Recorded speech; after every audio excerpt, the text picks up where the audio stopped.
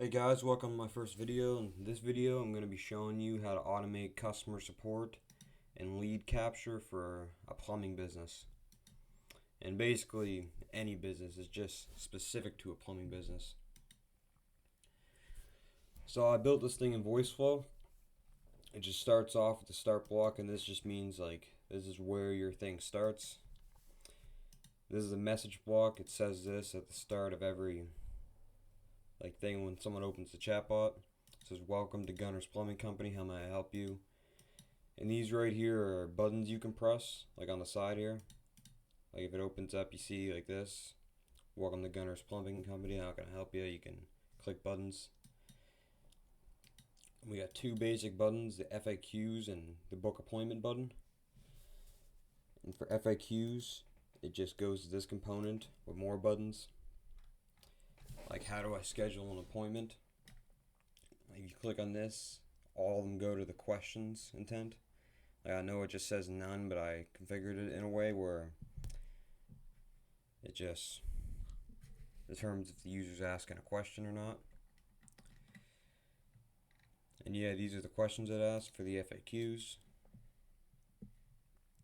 And yeah, when the user does ask a question, so imagine I ask a question, I could use FAQs, or I could just ask like any question in here.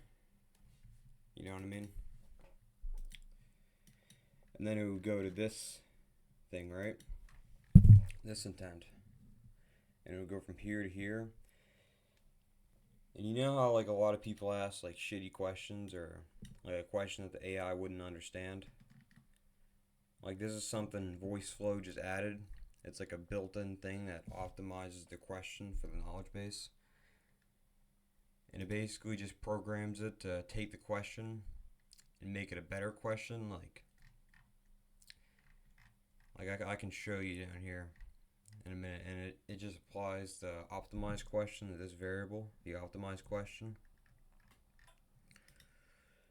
And then it goes in here and it searches the knowledge base, and if the chunk score is not met, like chunks are basically what it's called when they return a certain amount of data. So like this amount of data would be one chunk, another amount of data would be like 4 chunks.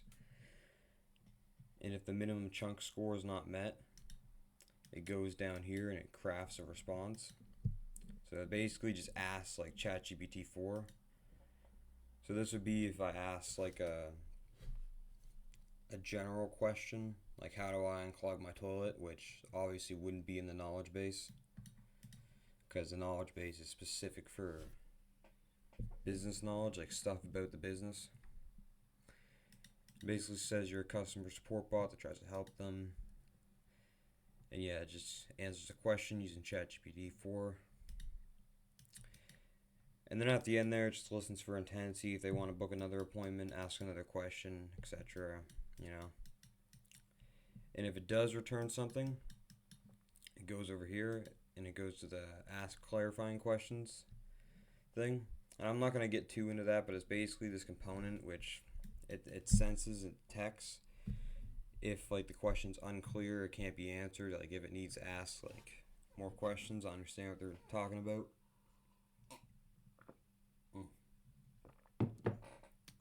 And then it uses the AI to craft the response for the user. Like this basically formats it, so if we do get a response from the knowledge base, we don't want it looking like all shitty. So it basically just goes in and formats it. Alright?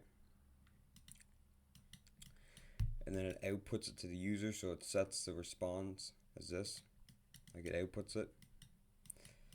And this basically just goes in the chat, and then I actually added this, so it asks if it can help you with anything else. You can just go book an appointment or ask an FAQ. I'll actually show you how this works. So if I go into here and I'm like, how do I unclog my toilet? So you can ask it basically any sort of question, any general question related to plumbing or whatever type of business you're in. You can customize it that way. And yeah, it just answers the question. You can ask it like, how do I get a price quote, like something more specific to the type of business you're in.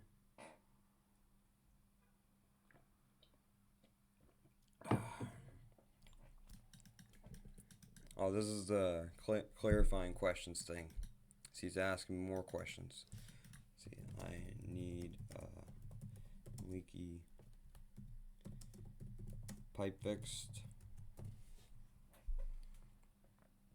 So it's asking clarifying questions just to get me a better answer, right? And then boom, gives me a full answer how to get a price quote. And that's basically how the whole question thing works. And for the book appointment, it's a little different because I'm using some custom code that I put into the test website I made, because I'm using a custom form, right, which usually isn't like available in Voiceflow,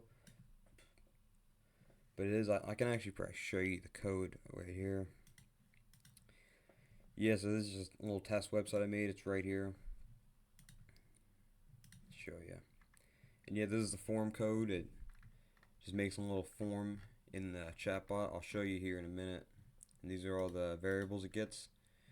And this is actually how you implement the chatbot into your website. If you didn't know, it just takes a little script tag, and I added this assistant thing with the extensions, with the form extension. You notice it's spelled, and it's the exact same thing as I put up here. Form extension, it matches. And I put the trace type as custom form. So when I go in here and I put set the custom action name as custom form, it triggers it. Okay, let me show you it. So I go in here, click book an appointment. Tells me to fill out the form below. I'll just fill out my name, my phone number, and I'm gonna have to blur all this out as my real information.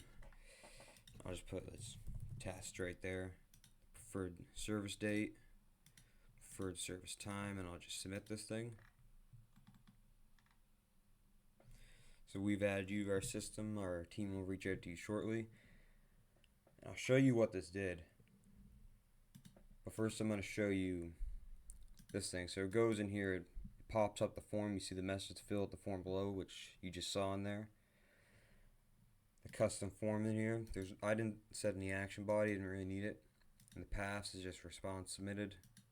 Stop on action. This basically means like if we hit this block, we stop and we don't continue going. Okay, and if the response submitted is true, like if we submit a response, it goes into this JavaScript. And this basically just sets a couple variables. Like I set all these variables on the left side in Voiceflow in the variables tab out here. And I just use this JavaScript, last_event.payload, to set these variables to the stuff you put in the form. And if I also added error handling, if there's an error, it just fails and says we hit an error, and it ends in that current state, so you need to reload the page. And if it succeeds, it goes to this API call, and it sends a post request to this make.com scenario.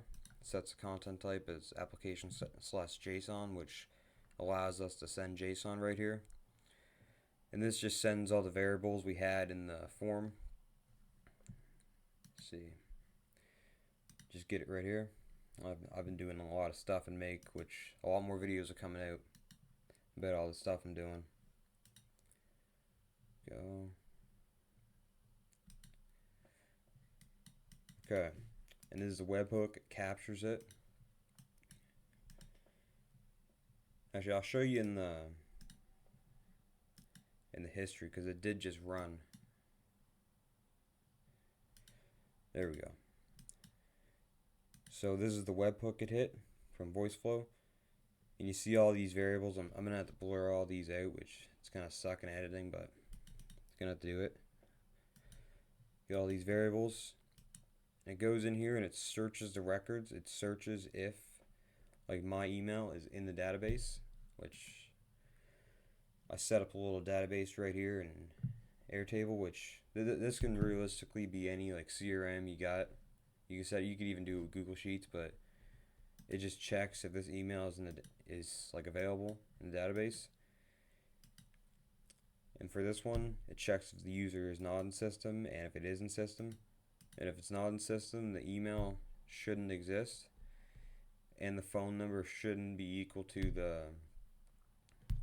Actually, it's not an and, it's an or. It's either the email doesn't exist or the phone number doesn't equal the one we put in, and that would mean it's not in the system. But since it is in the system, the email does exist, and the phone number is the exact same one we put in. And yeah, this error table, I'm not even gonna blur out all my information. It's fine. But yeah, if it doesn't exist, it goes in and creates a record with all the information in there. So like your receptionist or like front desk lady can see it like in the morning or when she gets to see it, and she can just go and call this person up and say, hey, you wanted to book an appointment, and you go and set it up. Well, this is really good for like service businesses, since like a lot of them don't do like 24-hour service, or even like any business where you don't do 24-hour service. And yeah, if the user is in the system, it goes and sends a response back to the webhook. And if it is in the system, when it creates the record for the user to be in the system, it sends a webhook response. It says success equals true. And for this one, it says success equals user already in system. And both of these are fine. And they just need to call up the person. And yeah, and then it just goes to kind of help you with anything else. And yeah, that's basically about it for the system.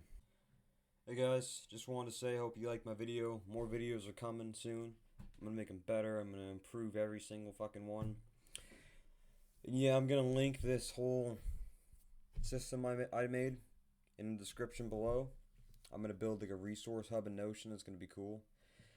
And yeah, guys, if you have any video suggestions, put them in the comment section below, and I'll make them. I'll set up a system where I'll just scrape the comments for video suggestions. And yeah, guys, have a good day.